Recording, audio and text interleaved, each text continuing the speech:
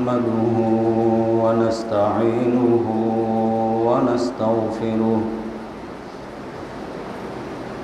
ونستغفره ونؤمن به ونتوكل عليه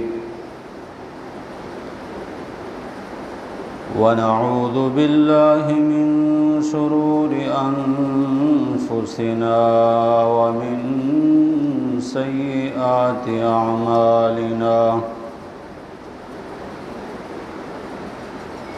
من يهده الله فلا مضل له ومن يضلله فلا هادي له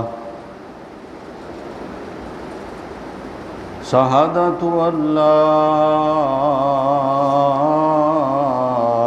إله إلا الله وحده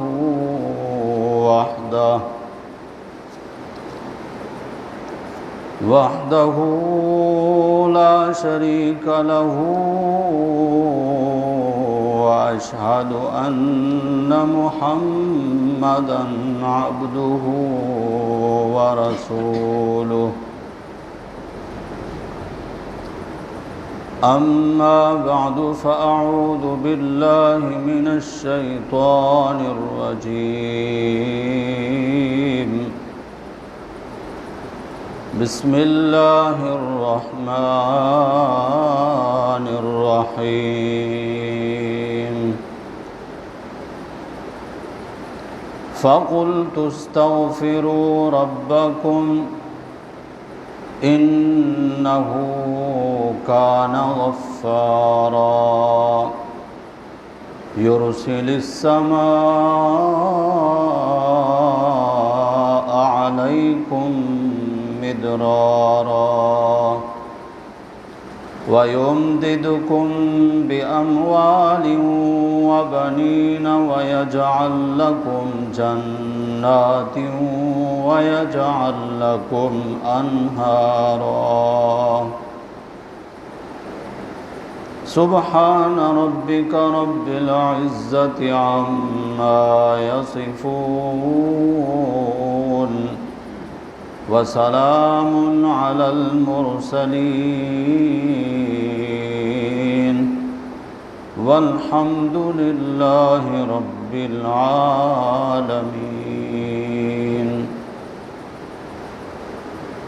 اللهم صل على محمد وعلى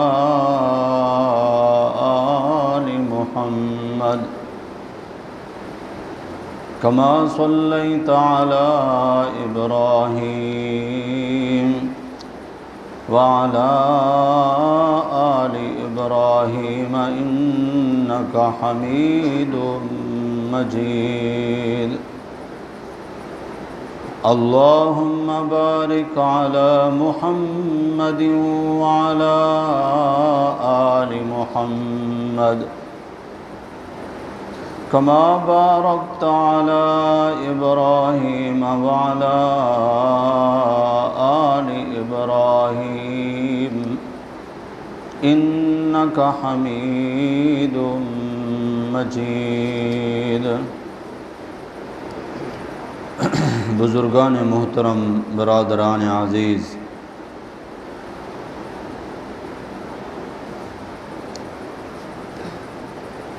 جن مشکل ترین حالات سے ہم گزر رہے ہیں، یہ سانحہ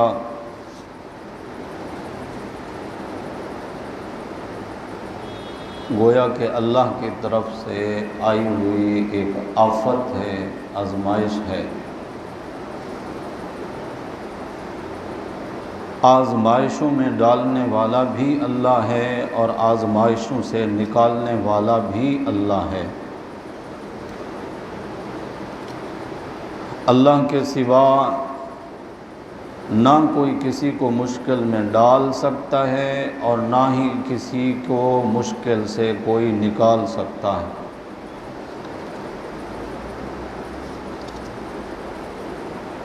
رب کی ذات کی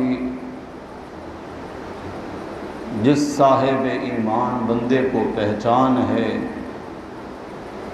وہ اپنے مالک اور اپنے رب کے متعلق ایسا ہی عقیدہ اور ایمان رکھتا ہے۔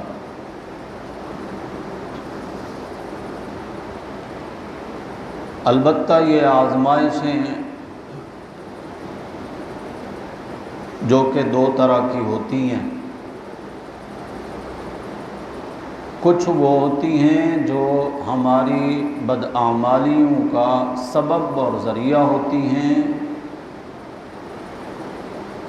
اور کچھ آزمائشیں ایسی ہوتی ہیں جو اللہ اپنے پیارے بندوں کو آزماتے ہیں۔ امتحانات اللہ کے پیاروں پر بھی آئے ہیں، یقیناً وہ معصوم تھے، ان سے تو کوئی گناہ ہوئے نہیں۔ انبیاء علیہم السلام جیسا کہ حضرت ایوب علیہ السلام کے متعلق قرآن بتاتا ہے اور احادیث میں تفاسیر میں ان کے تذکرے آئے ہیں کہ ساری اولاد ان کی چھت کے نیچے دب کر ختم ہو گئی، مال مویشی جتنا تھا سارا اثاثہ ختم ہو گیا، گھر بار بھی ان کا باقی نہیں بچا، جبکہ اپنے دور کے کھاتے پیتے صاحب ثروت تھے اللہ کے نبی ایوب علیہ السلام۔ حتیٰ کہ جسم سلامت تھا تو اللہ نے اس کو بھی بیماری میں مبتلا کر دیا، اولاد بھی چلی گئی، مال و اسباب بھی چلا گیا، جان پر بھی بن آئی۔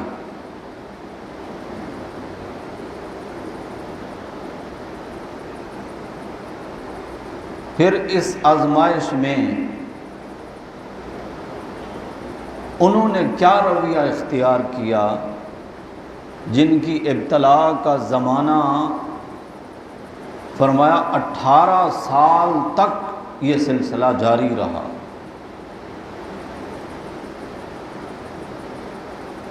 ہم تو 18 گھنٹے بھی برداشت نہیں کر پاتے، 18 دن بھی ہمارے لیے مشکل ہو جاتے ہیں۔ 18 سال تک آزمائش کی بھٹی میں کندن ہوتے رہے اللہ کے نبی، لیکن اللہ خود قرآن میں جہاں ایوب علیہ السلام کا تذکرہ کرتے ہیں تو تعریف کرتے ہوئے اللہ فرماتے ہیں نعم العبد، بڑا ہی اچھا بندہ تھا،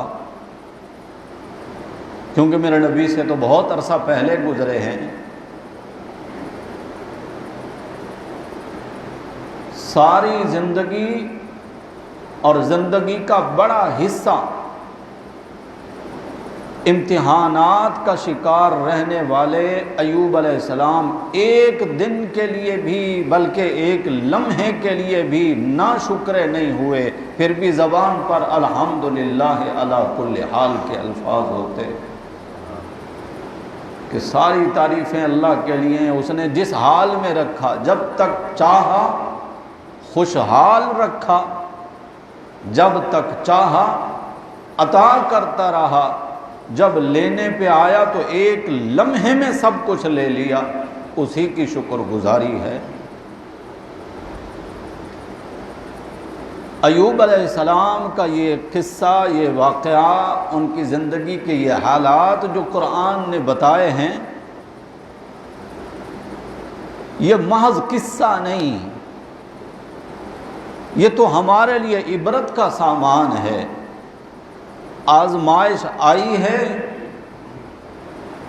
بیٹے مر گئے، گھر بار حویلیاں زمیں بوس ہو گئیں، رشتہ داروں محلے داروں نے گاؤں سے نکال دیا، کبھی بھی شکوہ زبان پر نہیں آیا کہ میرے اللہ میں کس حال میں تھا، تو نے مجھے کس حال میں پہنچا دیا۔ اور دکھ درد تکلیف بھی جب جسم پر بن آئی تو 18 سال تک اللہ کے نبی خاموش ہی رہے۔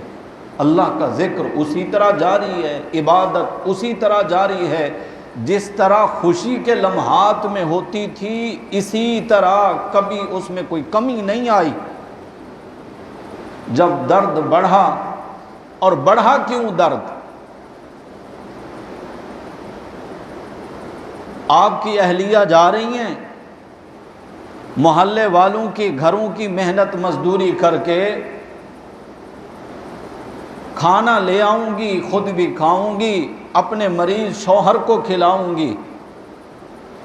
شیطان انسانی شکل میں راستے پر بیٹھا، بڑا ہی بزرگوں والی شکل اس نے اختیار کی۔ اس لعنتی کو اللہ نے یہ طاقت دی ہے کہ وہ کوئی سا بھی حلیہ بنا سکتا ہے۔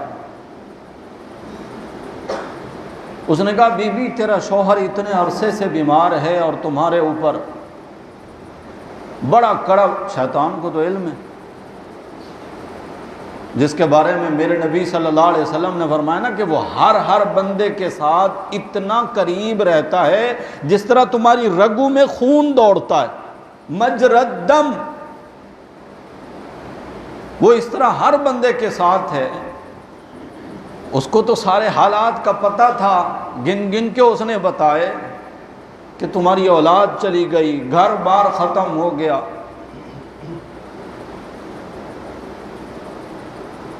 وہ تصدیق کرتی گئیں، بالکل ایسا ہی ہوا، پھر یوں ہوا، پھر یوں ہوا، اور اب تیرا شوہر بھی بیمار ہے۔ پتہ نہیں کیسے لوگ ہو تم، کبھی اللہ والوں کے آستانے پر بھی آؤ، ہم کوئی دم کریں گے، کچھ پانی دیں گے، کوئی تعویذ لکھ کر دیں گے، تمہارے اوپر کسی نے کچھ کرا دیا ہے، کبھی اس طرف متوجہ نہیں ہوئے تم لوگ، کبھی میرے پاس لے آؤ، دم کروں گا، اللہ شفا دے گا۔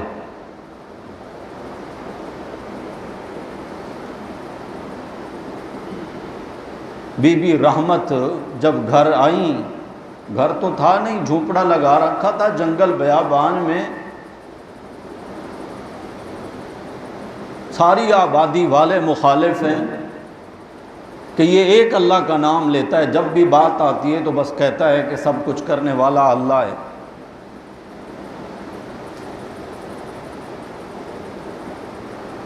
تو انہوں نے کہا کہ آج ایک اللہ والے ملے تھے مجھے، نبی کو کہہ رہی ہیں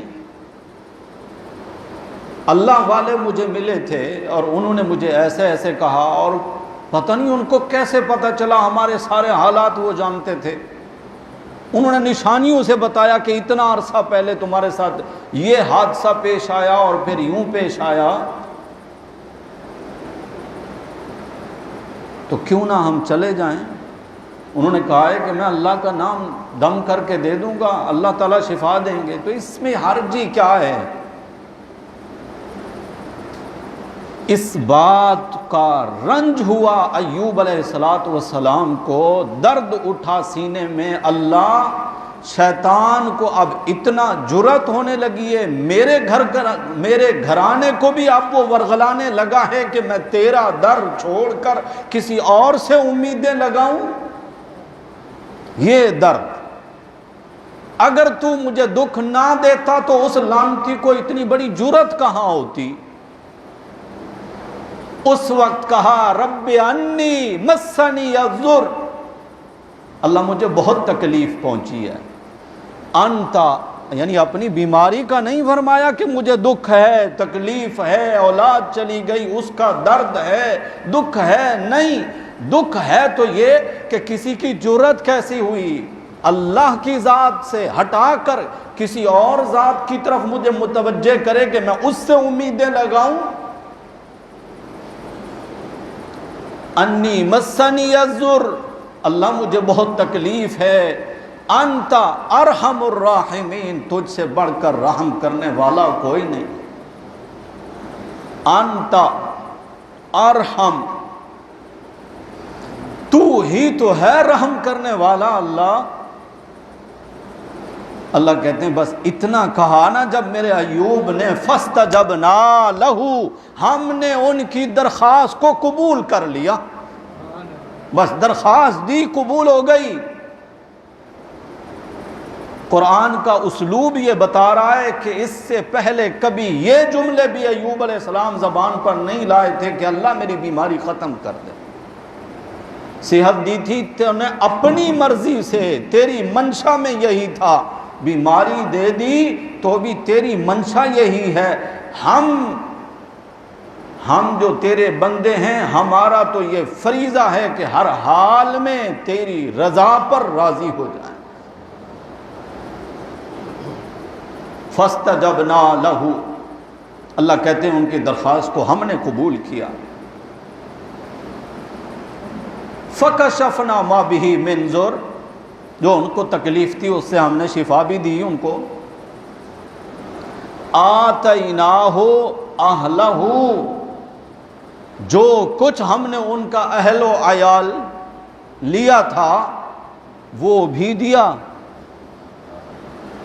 اب یہ اللہ نے نہیں بتایا، اس لیے ہم اس پہ کوئی تبصرہ نہیں کر سکتے کہ جو مر گئے تھے انہی کو اللہ نے زندہ کر دیا، جتنے بھی بیٹے تھے، یا اللہ نے پھر سے ان کو صاحب اولاد کیا۔ آتیناہ اہلہ، اللہ کہتے ہیں جو ہم نے لیا تھا وہ بھی دیا، وَمِثْلَهُمْ مَعَهُمْ، اتنا کچھ اور بھی دیا۔ 10 بیٹے مر گئے تھے تو اب اللہ نے 20 عطا فرما دیے، 20 تھے تو اللہ نے 40، مثلہم معہم۔ یا اللہ انہوں نے تو صرف بیماری سے شفا مانگی تھی، تیری رحمت کا واسطہ دیا تھا تجھے، اولاد مال مویشی یہ تو کچھ نہیں مانگا تھا، اور پھر اگر تو نے ان کو واپس دیا بھی تو اتنا ہی دیتا جتنا لیا تھا۔ وَمِثْلَهُمْ مَعَهُمْ، اتنا کچھ اور بھی دیا۔ کیوں دیا؟ اللہ کہتے ہیں رحمتم منا، یہ میری رحمت کا تقاضا تھا کہ جو میری طرف سے آئی ہوئی آزمائش پر اتنا عرصہ تک برداشت کرتے رہے، کبھی شکوہ زبان پر نہیں آیا، کبھی میری ذات سے نا امید نہیں ہوئے، میری رحمت کا تقاضا پھر یہی تھا، جو لیا وہ بھی دیا، اتنا کچھ اور بھی عطا کیا۔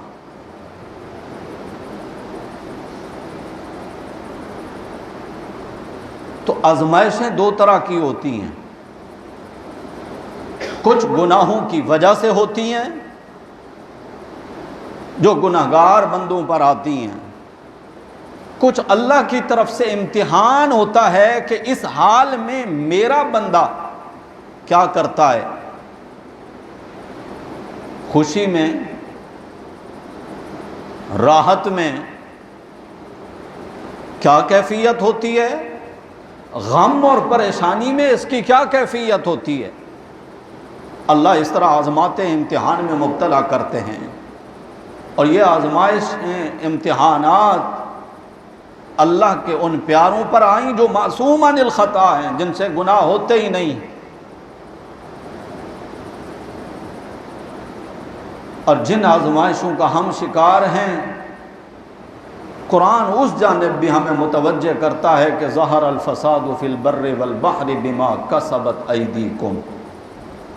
کبھی قرآن کہتے ہیں ما اصابکم من مصیبت فبما کسبت ایدیکم،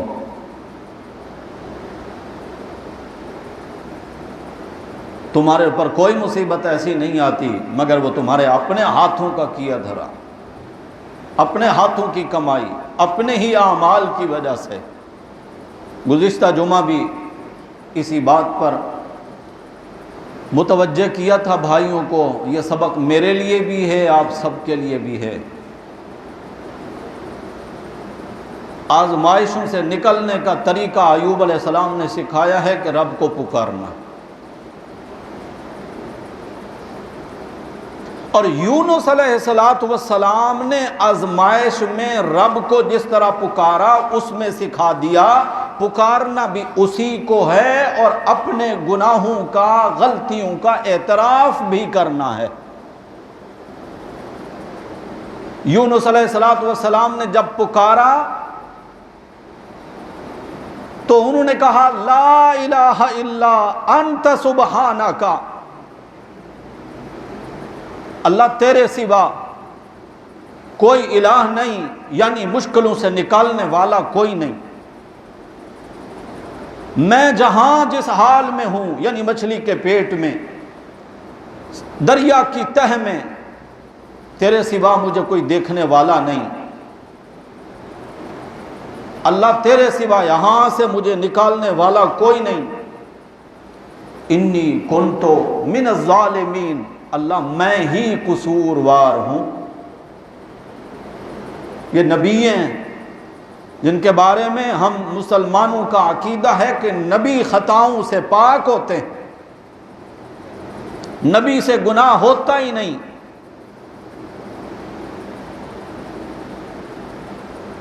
ہمیں اللہ کہتے ہیں کہ گناہوں کے قریب نہیں جانا۔ نبی کا معاملہ ایسا ہے، اللہ گناہ سے کہتے ہیں کہ میرے نبی کے قریب نہیں جانا۔ بات سمجھے نہیں؟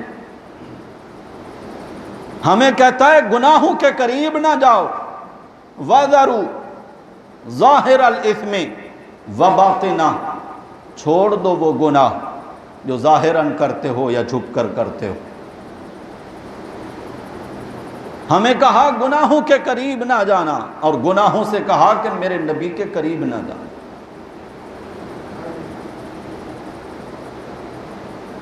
نبی چاہے بند کوٹھڑی میں ہو، اکیلا ہو،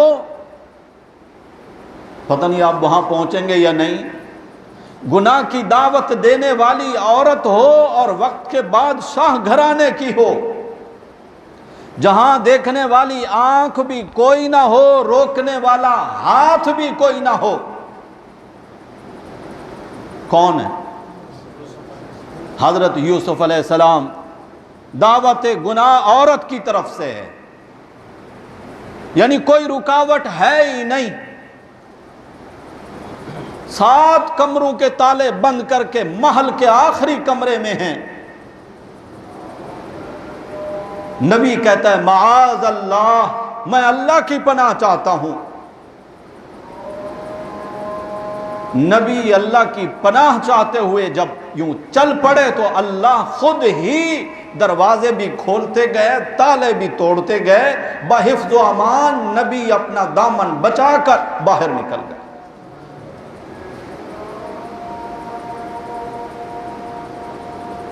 یوسف علیہ السلام کے اس تذکرے میں جو قرآن کے الفاظ ہیں،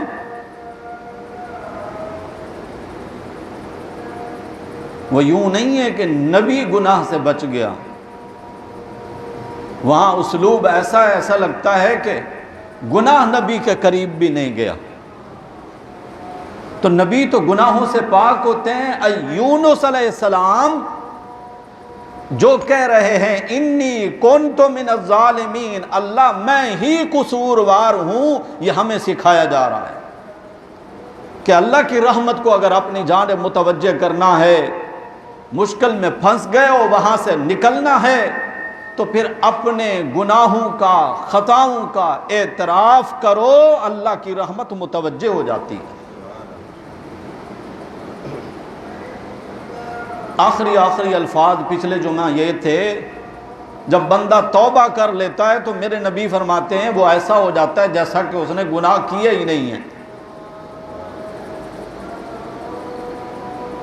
معصوم ہو جاتا ہے، اور معصوموں کی دعائیں پھر اللہ قبول فرماتے ہیں۔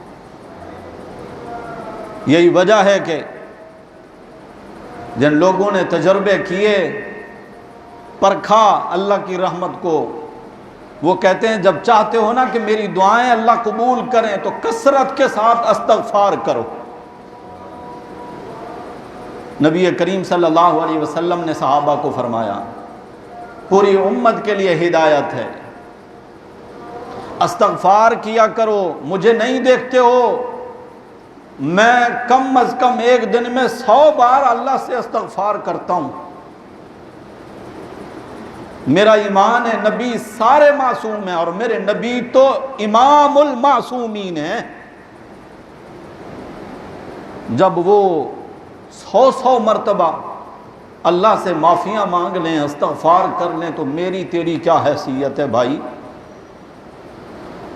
جن کے لمحوں میں سینکڑوں ہزاروں غلطیاں، خطائیں، گناہ ہوتے ہیں، ہماری ایک ایک مجلس بھری ہوتی ہے کہیں غیبت سے، کہیں جھوٹ سے، کہیں فراڈ سے، کہیں دھوکے سے، ایک ایک مجلس کے اندر طرح طرح کے گناہ انبار لگے ہوئے ہیں۔ ہمیں تو زیادہ ضرورت ہے ہم استغفار کریں۔ انہ لا یغفر الذنوب الا انت، اللہ تیرے سوا گناہوں کا بخشنے والا تو کوئی ہے ہی نہیں۔ اسی اللہ نے دعوت دی، میں نے گزشتہ جمعہ وہ آیت پڑھی تھی، یا عبادی الذین اسرفوا علی انفسہم، میرے بندو جو اپنی جانوں پر گناہوں کے ذریعے ظلم کر چکے ہو، لا تقنطوا من رحمت اللہ، میری رحمت اب بھی اسی طرح موجود ہے، میری رحمت سے نا امید مت ہو۔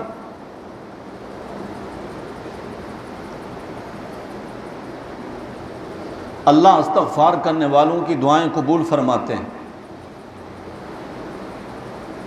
اہل سنت والجماعت فقہائے کرام میں 4 بڑے نام ہیں، امام ابو حنیفہ، امام مالک، امام شافعی، امام احمد بن حنبل رحمہم اللہ۔ امام احمد بن حنبل کے متعلق استغفار کے ضمن میں بات سناتا چلوں۔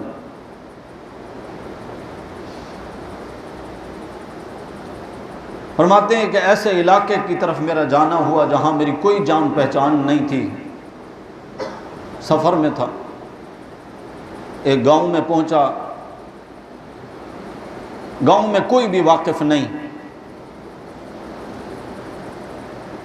اور وہ لوگ تو ایسے نہیں تھے نا کہ پھر مسجد کے باہر ہی کھڑے ہو کر آواز لگا دیں، ان کا تو تعلق رب کی ذات کے ساتھ تھا۔ نماز عشاء پڑھی ہے، وہیں بیٹھ گئے کہ رات ادھر ہی گزار لوں گا، شدید سردی کا موسم ہے، باہر کہاں، نہ کھانا نہ پینا نہ رہائش، کچھ بھی نہیں۔ کچھ ہی دیر کے بعد مؤذن صاحب نے دیکھا کہ سارے نمازی چلے گئے، ایک ہی بندہ بیٹھا ہے، اس نے کہا بھائی میں نے مسجد بند کرنی ہے، جاؤ۔ کون ہو تم؟ ہم تو نہیں جانتے آپ کو۔ کچھ لوگ خشک بھی ہوتے ہیں نا بہت زیادہ، حقیقت حال سے ناواقف، کہ کم از کم بندہ پوچھ ہی لیتا ہے۔ وہ خود امام احمد بن حنبل نے یہ واقعہ لکھا، فرمایا میں نے اس کی منت سماجت کی، یار مسافر آدمی ہوں، کوئی جان پہچان نہیں ہے، رات گزارنی ہے، بس صبح فجر پڑھ کے انشاءاللہ چلا جاؤں گا۔ اس نے کہا نہیں، یہاں اجازت نہیں ہے۔ جب میں نے وہ بات نہ مانی تو مسجد کے بالکل سامنے ہی ایک تندور تھا جو لوگوں کے لیے روٹیاں پکایا کرتا تھا، تندور والا، اس نے مسجد کا جو بھی تھا، اس نے دھکے دے کر مجھے یوں ایسے پھینکا نا، تو وہ تندور کے قریب جا کے میں پڑا۔ چونکہ شدید سردی تھی، تندور گرم تھا، کچھ سکون ہوا کہ چلیں یہاں بھی اچھی رات بسر ہو سکتی ہے اگر یہ تندور والا مان جائے۔ تو اس نے خیر خیریت حال احوال پوچھے، کون ہو، کہاں سے آئے ہو، کیا ماجرا ہے، تو اس کو کچھ نہ کچھ میں نے حال بتایا۔ ایسے ہی باتیں چلنے لگیں۔ میں نے یہ دیکھا کہ وہ بندہ اگر میرے ساتھ ایک بھی بات کرتا ہے تو 10 مرتبہ پھر استغفار بھی پڑھتا ہے۔ میں بڑا حیران رہ گیا کہ رات کا وقت ہے، دن بھر یہ سارا مزدوری کرتا ہے، تندور پہ کھڑا لوگوں کی روٹیاں پکاتا ہے، یہ بار بار استغفار ہی کیے جا رہا ہے۔ تو میں نے ایسے ہی پوچھا کہ کبھی اس استغفار کی برکات بھی تمہیں ملی ہیں؟ اس نے کہا اللہ کا لاکھ شکر ہے، اللہ نے میری ساری دعائیں قبول کی ہیں، کبھی کوئی ایک دعا میری ایسی نہیں ہے جو میں نے رب سے مانگی اور قبول نہیں ہوئی۔ میں یہ سمجھتا ہوں کہ استغفار کی برکت سے میری دعا قبول ہوئی ہے۔ امام صاحب فرماتے ہیں، میں نے کہا سبحان اللہ، کوئی دعا تو ایسی ہوگی جو تیری قبول نہ ہوئی ہو، سوچو ذرا اچھی طرح۔ اس نے کہا ایک دعا ہے، لیکن اس کے لیے بھی میں نا امید نہیں ہوں، اللہ ضرور میری وہ دعا بھی قبول فرمائیں گے۔ مانگ رہا ہوں اللہ سے۔ امام صاحب نے پوچھا کون سی دعا؟ اس نے کہا سنا ہے فلاں علاقے میں ایک اللہ والا رہتا ہے جس کا نام احمد بن حنبل ہے، غریب آدمی ہوں، دہاڑی دار ہوں، مزدور ہوں، کام نہیں چھوڑ سکتا، وہاں جاؤں تو میرے کئی دن لگ جائیں گے، دعا یہ کر رہا ہوں کہ کبھی اللہ مجھے اس کی زیارت کرا دے۔ بس یہی ایک دعا ہے جو ابھی تک قبول نہیں ہوئی، لیکن اس کی رحمت سے امید ہے کہ میری یہ دعا بھی اسی استغفار کی برکت سے اللہ ضرور قبول فرمائیں گے۔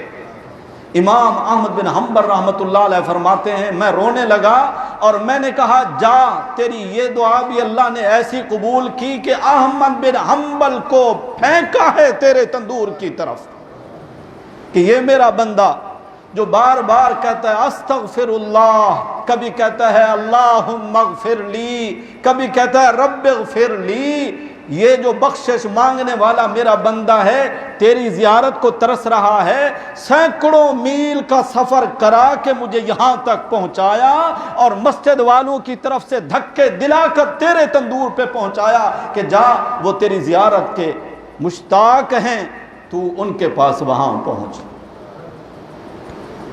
تو اللہ استغفار کرنے والوں کی دعائیں ایسے قبول فرماتے ہیں۔ اس وقت دعا مانگنے والوں کی تو کوئی کمی نہیں ہے، ہر مسجد میں سینکڑوں ہزاروں نمازی رب کے حضور دعائیں کر رہے ہوتے ہیں۔ کبھی ہم نے سوچا ہے ہماری دعائیں قبول کیوں نہیں ہوتی؟ آہو زاری کرتے ہوئے، آہو بکا کرتے ہوئے، رو رو کر مانگنے والے، تو وجہ اس کی یہ ہے کہ یا تو ہمیں مانگنا نہیں آتا، یا پھر ہم گناہ بھی کر رہے ہوتے ہیں، ساتھ میں اللہ کی نافرمانیاں بھی جاری ہیں اور اسی کے ساتھ ساتھ اللہ سے مانگ بھی رہے ہیں۔ تو میرے نبی صلی اللہ علیہ وسلم کا فرمان سنیں، نبی کریم صلی اللہ علیہ وسلم نے فرمایا کئی ایسے مانگنے والے بال بکھرے ہوئے، اجڑی ہوئی کیفیت میں، میلے کچیلے کپڑے ہیں، پسینے کی بوئیاں آ رہی ہیں، لگتا ہے کہ یہ جو مانگیں گے اللہ سے اللہ ان کی دعائیں قبول کریں گے، یہ جیسے ہاتھ اٹھا کر کہتے ہیں اللہ میری یہ دعا قبول کر، اللہ کہتے ہیں کس منہ سے تو مانگ رہا ہے؟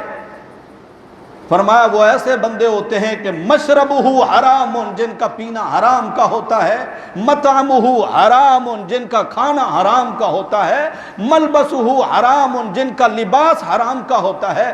ایسے حرام خوروں کی دعائیں اللہ قبول نہیں کرتے۔ تو گزشتہ جمعہ بھی اس بات متوجہ کیا تھا بھائی، کوئی کمی رہ گئی ہے گناہوں کی اب ہم میں؟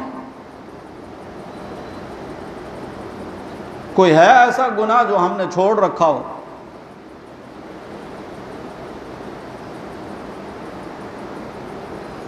ایک تو استغفار کرنا ہے، مصائب سے، مشکلات سے، حادثات سے، آفات سے نکالنا اللہ کا کام ہے، اللہ قادر ہے۔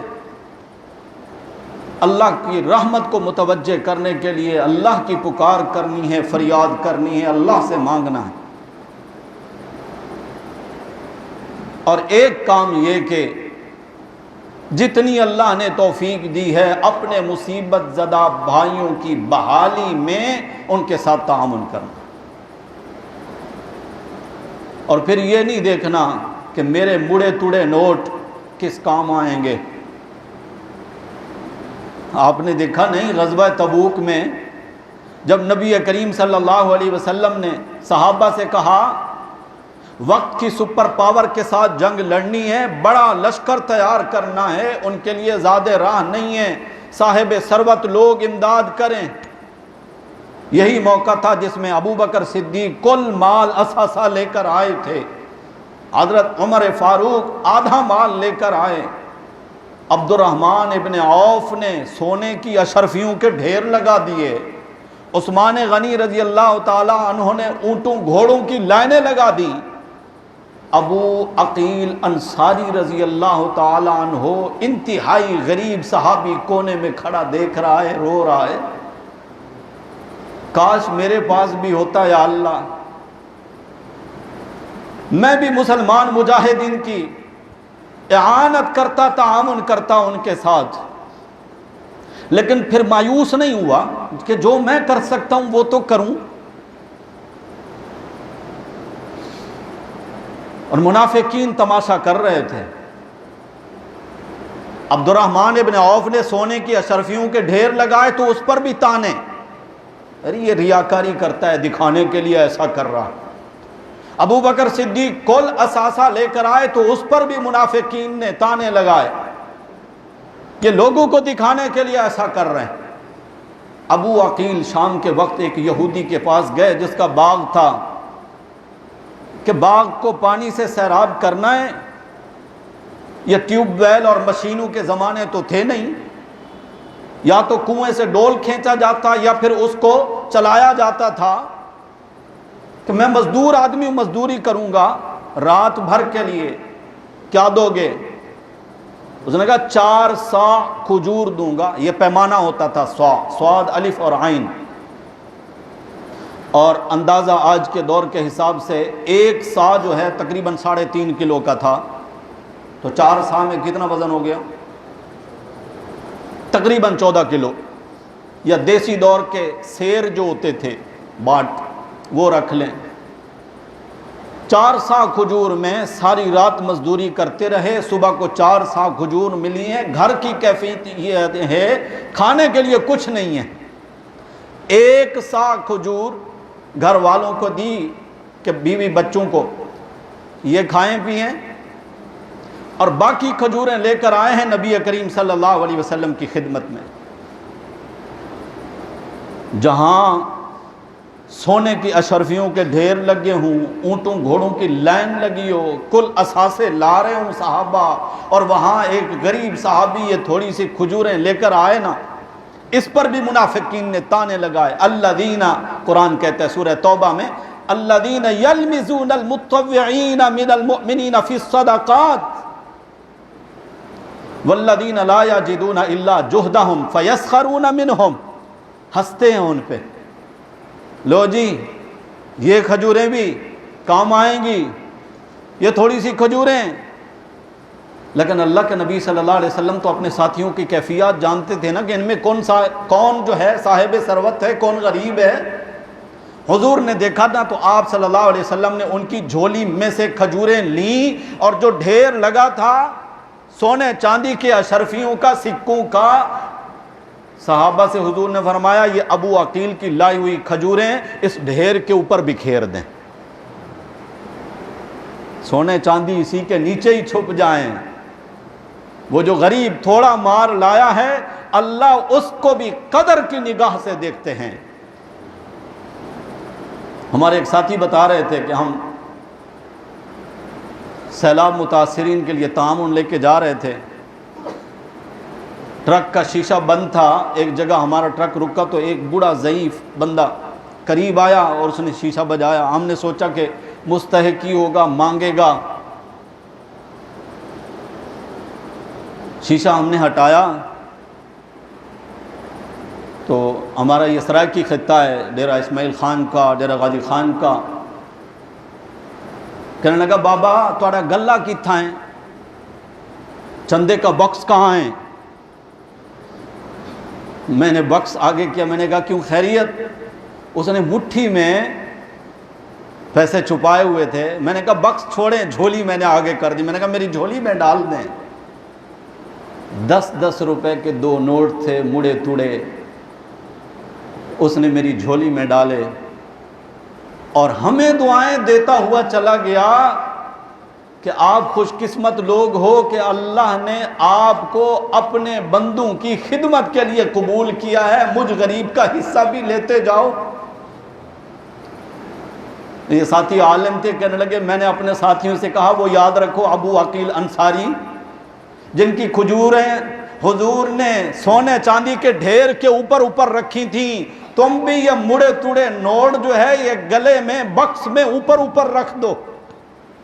یہ نہ دیکھو کہ یہ مال کتنا لایا ہے، اس کی گہرائی میں جا کر دیکھو کہ اس کا اخلاص کتنا ہے اور اس کا خلوص کتنا ہے اور اس کی محبت کتنا ہے اور اپنے ان بھائیوں کا درد کتنا ہے۔ اسی درد کے تحت میرے بھائیوں اپنے بھائیوں کے ساتھ تعاون کرو جہاں بھی آپ کو موقع ملتا ہے۔ ہمارے کئی بھائیوں نے ہمارے ساتھ تعاون کیا اور الحمدللہ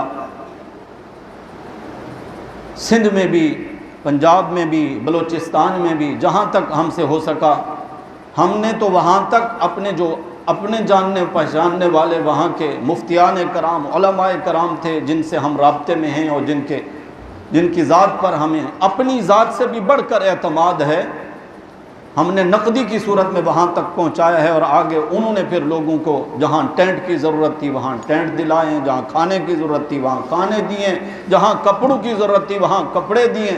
اپنے اپنے طور پر ہر بندہ اس میں حصہ ڈال رہا ہے۔ اللہ دینے والوں کے مال میں کمی نہ لائے، اپنی شان کے مطابق برکتیں عطا فرمائے۔ جو اس وقت اس کرب، دیکھیں ان کی بحالی یہ ایک دن کا کام نہیں ہے، جن کی ساری زندگی کی جمع پونجی پانی میں بہہ گئی ہے، جن کے پیاروں کو خشک زمین میسر نہیں آئی کہ وہ قبریں کھود کر ان کو دفن کر سکیں۔ یہ درد تصور سے سمجھا جا سکتا ہے، سوشل میڈیا کا دور ہے، کوئی چیز چھپی ہوئی نہیں ہے۔ دعا کیا کرو اللہ سب سے پہلے تو ایمان کی حالت میں موت دے اور ایسی موت سے اللہ بچائے کہ بندے کو جنازہ بھی نصیب نہ ہو، کفن بھی نصیب نہ ہو، دفن بھی نصیب نہ ہو۔ اللہ ایسے حادثات سے ہر مسلمان کی حفاظت فرمائے۔ آخر دعوانا الحمدللہ رب العالمین۔